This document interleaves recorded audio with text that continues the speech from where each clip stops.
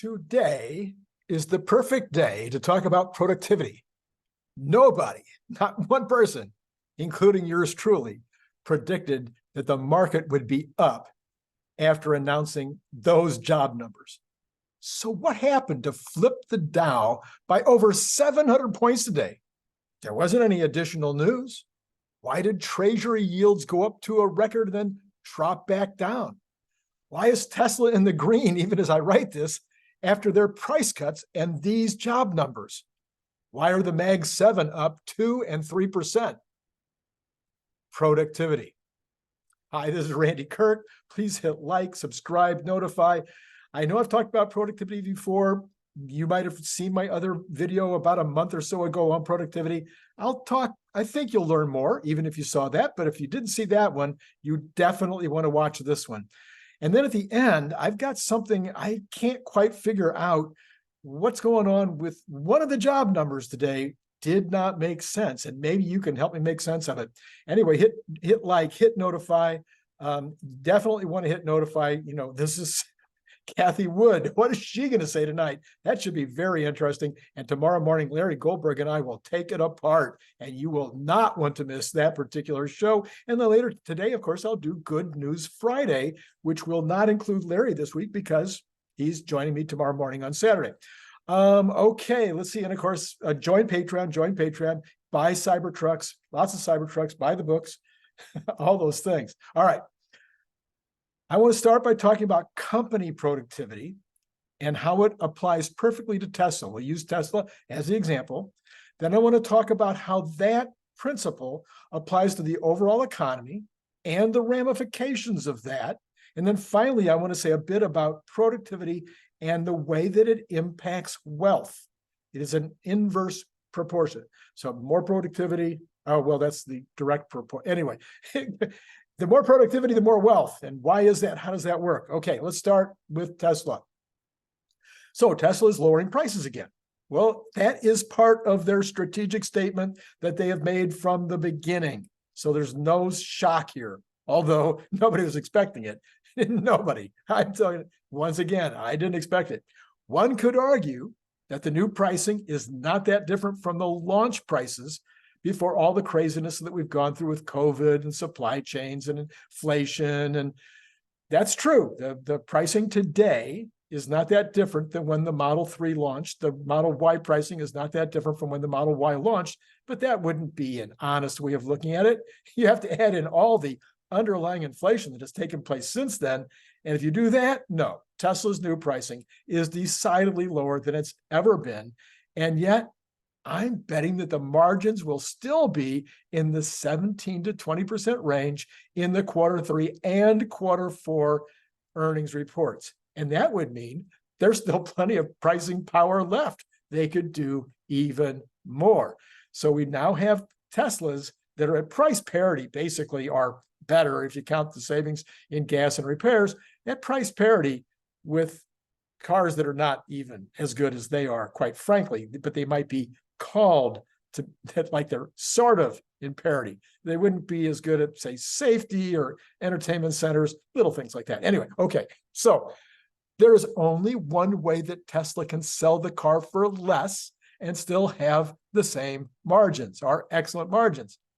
That is by reducing the costs associated with building and selling the cars. Now, I did an entire video yesterday going into a bunch of those savings having to do with the raw materials, components like the batteries going down in price 33% this year. In addition, Tesla has reduced costs as they make more Ys. The more you make, the less expensive they are to make. That's just how it works. They reduce costs by carefully looking for every place that they can possibly reduce costs in labor, materials, scrap, energy, and even error rates. In other words, they're becoming more productive. They are getting the same or more value out for the sum total of all of the inputs. Does that make sense? If I haven't made myself clear, would you let me know in the comments so that I can do a revised version of this that does make, I'm hoping that just makes sense.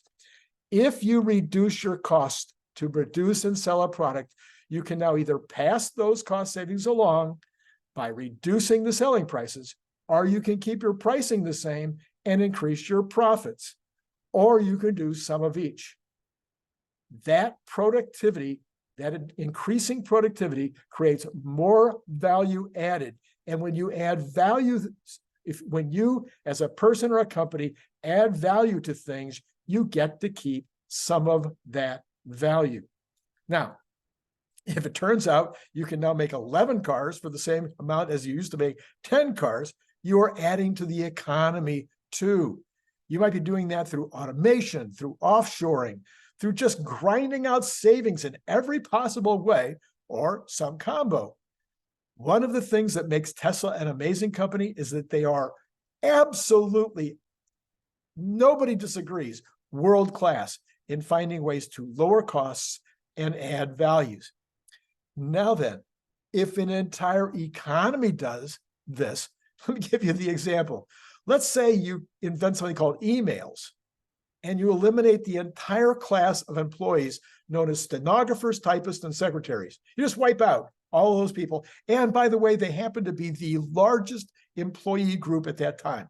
Before emails, secretaries, including stenographers and typists, that was the largest group of employees in the country. So if you eliminate all of those people and you still get actually more value, because sending out an email and having that correspondence happen quickly was actually more valuable than the long, cumbersome way of sending letters. And it take a day or 2 days to get a letter out. Now it takes 3 minutes. So you had lower costs and way more value. Well, then that goes across the entire economy. It makes everything less expensive in the entire sphere. The entire economy can make 11 of whatever they used to do in terms of products and services for what it used to cost them to do 10. Now, when that happens, the average company has more profit, or it can lower prices, or some combination of both. But since there's almost always competitors who are also lowering their prices or lowering their costs, and therefore everybody's sitting there wondering who will be the first to lower their prices. Well, as soon as one does, then of course everybody has to follow suit. And that's what Tesla's been showing us all this year. Everybody calls it a price war. Well, yeah, okay, it's a price war. But I don't think that's not Tesla's intent. Tesla's intent is we need to be the same. We need to be able to put a car on the ground that has all the equivalent benefits of its ICE counterpart for the same or less money. And when we do that, who will buy an ICE car? Nobody. Absolutely nobody. And now they're putting pressure on all the other BEV makers as well as all the ICE makers, because the ICE makers are going to have to lower their costs or face immediate, well, it can't be immediate ruination because Tesla can only make about 2.5 million cars next year. So there's still an opportunity for these companies to make cars, even as they sell them at slightly higher prices. But long term, they are wiped out. All right. So if all prices due to new efficiency, if all prices drop due to new efficiencies and greater productivity, then you have good deflation. You can also have a reversal of bad productivity, which is a big piece of what's going on right now. So let me explain that. This is what I've been claiming for a while, and what maybe nobody, I can't find anybody else, but no, I'm sorry, Siegel, what's his name? Siegel, he's saying this. He's the only other one that's talking about this. During all the supply chain craziness, there were huge, unprecedented in my lifetime, and I'm really old, losses in productivity as companies were scrambling to do business. They were putting huge additional resources into hiring, figuring out the logistics issues with regard to trains and trucks and ships, especially ships, dealing with shortages, working with suppliers on future supply and pricing that they normally wouldn't have had to do, working with their own customers who were struggling, and dealing with employees with all the same issues that the company was dealing with, and trying to get incoming raw materials and supplies. Their customers were dealing with that as they were the supplier to them. Everybody was worrying about it. People and employees were quitting in droves because they could get a better job down the street. And so you had a whole thing about employees quitting. And so what was happening with regard to the quality of the employees who were on the job at every level? Oh, all of a sudden you're hanging on to any poorly, even the most, okay, how can I say this? People who were poorly trained because they just started with you, probably underqualified because you're grabbing anybody you can grab to go to work. And they were even afraid of losing these people. So the companies were they were maintaining an overstaffed position, and they were overstaffed with subpar employees who were in the process of being trained to do their jobs. Nobody in the company was looking for cost savings. Everybody had to spend all of their time hiring, training, managing, figuring out how to get more raw materials, figuring out how to get components, figuring out how to deal with these crazy issues that were all around them. So now, once that all goes away and people have stability, so you don't hear about people quitting anymore. You don't hear about people going crazy trying to find employees anymore. And that's all behind us. So when all that's behind us, now what happens? Companies are able to cull the ranks of the less capable. Employees have been on the job longer now, so they are more completely trained. They have been slotted more correctly. They're doing the jobs that they're the best at. You found out who really high quality people are who can now become supervisors. All these people are becoming more productive. Every single day that they're on the job, the employee becomes more productive. And the fact that you don't have to switch them out helps the company overall. And so now people are also able to spend more time on increasing production, labor-saving devices, finding new products, and improving the products and services already offered. Across the entire economy, these benefits are now happening in real time, and nobody is talking about it. The productivity numbers that only come out once a quarter, those productivity numbers that came out for the second quarter showed a tremendous increase in productivity. I'll be looking forward to seeing what the numbers are, I think later this month on the third quarter. When that productivity happens across the entire economy, then everybody is in a position where they can lower prices or take more profits. But again, competition, generally speaking, is going to drive down prices. So what about wealth? Well, 6 months ago, it would have cost you, what, $10,000 or more than it does today to buy a Model Y Performance. If you can buy it for $10,000 less, now you have $10,000 left to spend somewhere else. As prices come down, no less than the CEO of Costco has stated that they are and will be, then we all get wealthier. Well, that may be why Tesla did okay today. That's what I believe. This might be why the market paid more attention to the lower than expected hourly wage increase than they did to the job growth number, and the market turned around midday. In other words, in the early going, the headline was double the number of jobs compared to what was expected, and everybody panicked and started selling. By midday, everybody's starting to look more and more and more. Oh my goodness, though, wages didn't go up. They only went up 0.2%, well within the range that the Fed is going to be happy with. Oh, in that case, maybe this was a good report. And then the stock market, again, the Dow went over 700 points the last time I looked. Now, there was an issue with the jobs data. Here you go. So we had the number of jobs increasing.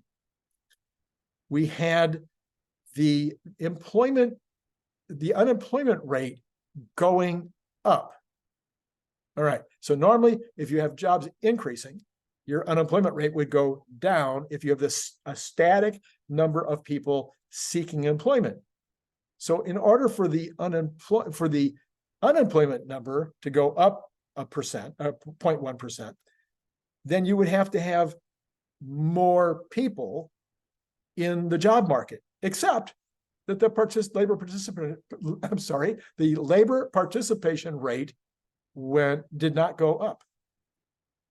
So a couple of people were discussing this on X, and part of that conversation turned out to be, well, that data comes in from different places. So different surveys arrive at the unemployment rate, the participation rate, and the number of new employees. These are coming in from different places.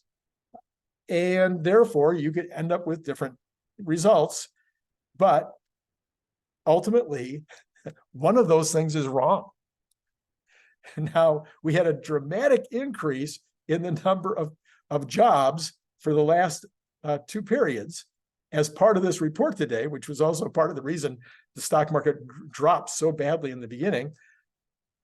But maybe next month, we're going to have a dramatic decrease in the number of jobs added because I don't know, bad analysis, bad surveying, people playing with the numbers who might be trying to help the current administration. I didn't say that out loud, did I? Okay, I don't know. But what I do know is, if you thought this was at all interesting, please hit like, and then you might want to go back and take a look at that video I did yesterday on Tesla lowering the cost of goods. It is 100% related to what happened today. So the card is there. Take a look at that. And then, of course, I want you to join Patreon. I am now doing 3, minimum 2, sometimes 3 and 4 and 5 articles per day on Patreon before they ever show up here on YouTube. If you want to get as soon as I see the news, I'm in the news all day long. You know this, 7 days a week, unfortunately. Now, Sunday morning for about 3 hours, I'm in church, so I'm not looking at the news. But other than that, I'm pretty much looking at the news 16 hours a day. So therefore, when I see something breaking, the first thing I'm doing now is I'm putting it up on Patreon. So you want to, and that's going to hit your email, right? So if you want to know during the day that something's breaking that's important, I'm not putting every single little weird thing that happens. I'm only putting things in there that I think you'll be interested in as somebody that's in the Tesla community, and that maybe you won't find out if I don't put it up there. So, won't find out for hours. I want you to see it as soon as possible. It might change a decision you make on a trade. It might just be interesting for you to be in the know really, really early on these things. So that might be worth $5 a month to you, or it might be worth $10 a month to you. And so you would join Patreon, and you know what? You get to see if you think it's worth that, because you can do it on a 7-day trial and find out. Maybe after 7 days, you go, well, yeah, Randy, those are really interesting stories, but I'm not that interested in getting them early. So no, never mind. Or maybe you'll go, wow, I never realized how great it would be to get this news like now, like as soon as it's hot off the press. And of course, in a 24/7 cable world, 27 now X world, quite frankly, that's where the news is breaking. For the most part, there's other places, but that's the big place. In that kind of world, we tend to want to get that news really, really fast. Remember, of course, if you do join Patreon at the $10 level, you get a choice of 2 audiobooks or you can get a Cybertruck bottle opener for absolutely nothing if you join at the $10 level, or you can pay $25, send it to Randy Kirk /RandyKirk.me/ no, that's not it at all. Forget it. Look down below in the information. It's PayPal.me/ Randy Kirk, all in lowercase, $25 a piece. If you need 5 of them, 5 times 25. But if you need 10, give me a hello and we'll talk about a better price. And if you're outside the country, you need to add $20 to handle the extra freight that I'm going to have to pay. And then what else did I want to say? Oh, always tell me, do you want the aluminum or do you want the camo version? All right. I am done. I am out. See you later. We'll be back with Good News Friday shortly.